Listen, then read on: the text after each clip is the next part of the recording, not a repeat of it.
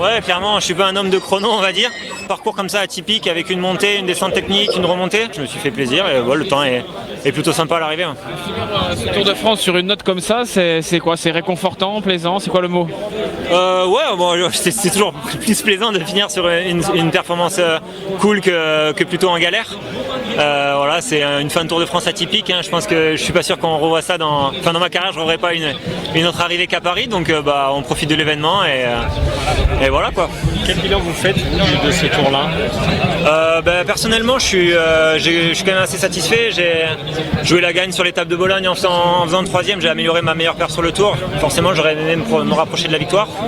Comme c'est tôt dans le tour, ça me laissait de l'espoir de pouvoir de réitérer ce genre de performance. J'étais souvent échappé, pas loin du top 10 parfois, et parfois il en a manqué un petit peu à force peut-être d'être toujours très combatif, mais c'est comme ça qu'on va chercher des victoires. À titre collectif, on attendait forcément un peu mieux. Voilà, on va tirer les enseignements et revenir l'an prochain avec la même motivation et un peu plus de détermination encore, quoi. Qu'est-ce qui fait selon vous que vous n'avez pas réussi à aller la chercher collectivement, cette victoire d'étape?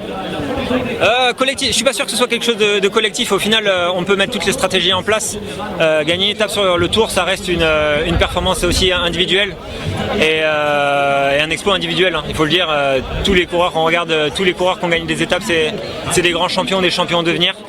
Voilà, il faut être à 100% et même peut-être à 105, et on l'a pas été au bon moment. Un petit peu sur le grand vainqueur de ce Tour de France, Pogačar, comment vous avez perçu ses performances? Est-ce qu'il y a de l'admiration ou au contraire un peu d'écœurement quand on est un coureur du reste du monde? Je sais pas. Après, je veux dire, dans tous les sports, il y a des athlètes qui dominent, hein, que ce soit dans le tennis, en Formule 1 ou d'autres sports. Donc non, forcément, on peut être que spectateur.